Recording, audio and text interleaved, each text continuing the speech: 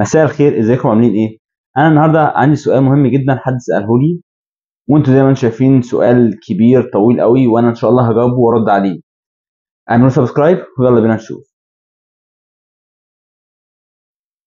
السؤال بيقول: كيف احميهم؟ عندي فضه مشلله اللي هي تقريبا مطليه بالذهب الابيض والاصفر، اتعامل معاهم نفس الفضه العاديه، بس امسحهم بمنديل واغسلهم، واستحمى بيهم واخبيهم في كيس بلاستيك. أو إيه العمل؟ ممكن فيديو طريقة التعامل مع الفضة المطلية بالذهب أرجوك. الفضة في منها فضة مطلية بلاتين، في فضة مطلية روز جولد، في فضة مطلية ذهب زي ما انتم شايفين في الشاشة. الفضة بتطلي كذا طلقات. طيب ايش معدن الفضة بقى ده؟ لونه ايه؟ لونه الطبيعي ايه؟ لون الفضة لونها فضي، نفس الكلمة فضي، فضة فضي، زي الذهب ذهبي.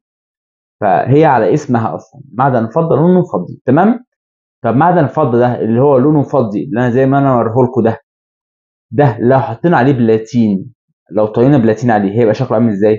هيبقى شكله زي ما انتم شايفين كده، تمام؟ لو روز جولد نفس الكلام، لو ذهب نفس الكلام، تمام؟ طيب اعمل ايه علشان احافظ على الطلا ما يروحش؟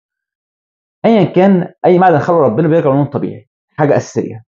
لو انت طريقتي ذهب، لو طريقتي بلاتين، لو طريقتي روز جولد، هيرجع لونه برضه طبيعي، حاجه طبيعيه. الذهب الابيض بيرجع لونه اصفر تاني، الذهب المطلي بلاتين بيرجع لونه اصفر تاني، حاجه عاديه خالص معروفه ومش غريبه يعني. الاكسسوارات بترجع لونها تاني نفس اللون لما تطري نيكل او تطري بلاتين، فدي حاجه اساسيه طبعا.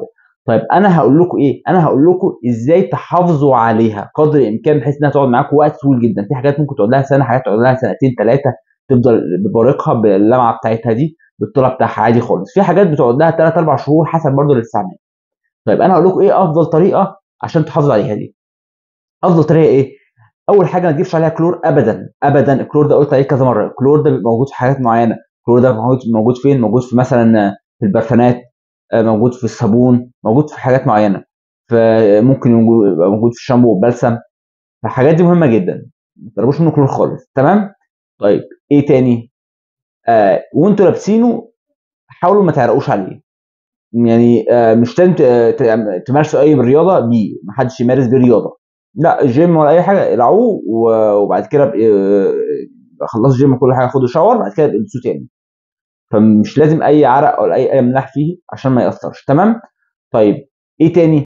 لما تيجي تقلعوه حطوه في كيس شفاف زي ما قلت لكم ده، زي الكيس الشفافه اللي انا قلتها لكم دي قبل كده. الكيس الشفاف ده فتح كده، تحط فيه الحاجه وتقفل تاني كده. دي الأكياس الشفافة اللي قلت عليها كذا مرة، تمام؟ عشان الأكياس الشفافة دي بتحافظ عليها من الجو والتراب والأكسدة وكل حاجة عامة. فهي دي طريقة التعامل الصح للفضة اللي مطلية بلاتين أو روز جولد أو ذهبي بالذات، عشان الروز جولد والذهبي دول أكتر لونين بيروحوا. البلاتين بيقعد فترة طويلة شوية، لكن الروز جولد والذهبي اللونين دول بيروحوا أسرع من لون البلاتين، من طلب بلاتين، تمام؟ فزي ما قلت لكم لو اتعاملتوا معامله مظبوطه صح زي ما انا قلت لكم دي، هيقعد معاكم الطلع ممكن لسنه سنتين، ممكن يقعد اكتر كمان. طيب لا قدر الله لو اللون راح بنعمل ايه؟ بنضطر نطليه تاني من جديد، نروح لاي محل فضه. معظم المحلات بتعرف، معظم انا بعرف، انا ممكن اطلع لكم اي حاجه انتوا عايزينها، بس يعني بنسبه كبيره ان في محلات كتير جدا بتعرف. في طبعا محلات ما تقدرش تطلي ولا اي حاجه، بس بنسبه كبيره في محلات كتير جدا بتطلي روز جولد ذهبي بلاتين، تطلي اي حاجه، تمام؟ تعدوا اي محل تاني، تكلفته تبقى مش عاليه قوي، تبقى تقريبا حسب الحاجه يعني مساحتها قد ايه وحجمها قد ايه عشان يقول لك تكلفتها ايه. وبس وتبتدي من جديد. وده هو الحل، اسلم طريقه للتعامل مع الفضه عشان ما تاكسدش او لونها ما يروحش تاني. يا رب اكون افدتكم. لو حد عنده اي سؤال تاني اكتبه في كومنت وانا هرد عليه على طول. لو عجبكم الفيديو تشتركوا لايك وسبسكرايب. شكرا.